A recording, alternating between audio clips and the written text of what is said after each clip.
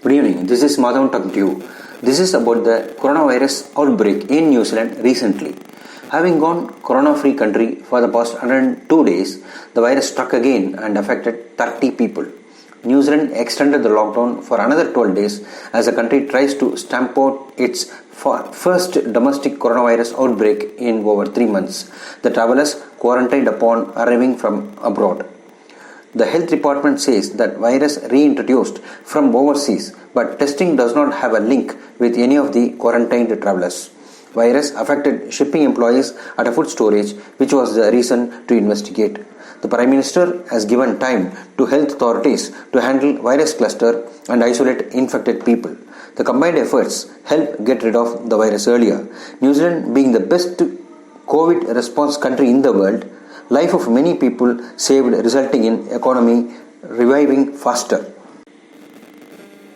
The new cases are from family or connected with work.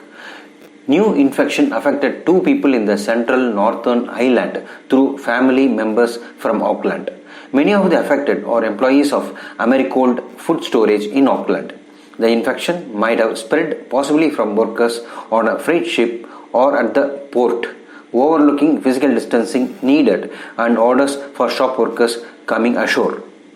Serious testing taking place at Auckland's port and follow that chain of Americold goods might have come in through the port and transported to that Mount Wellington depot.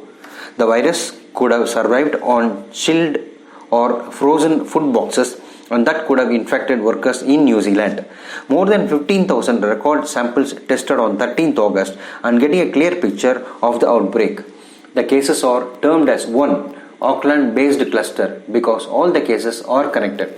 A decision on country's general election will be taken in 2 days' time whether to postpone for 2 months as per the law of country. If you like these postings, please share it to your friends and relatives, click the bell icon and subscribe. Thank you.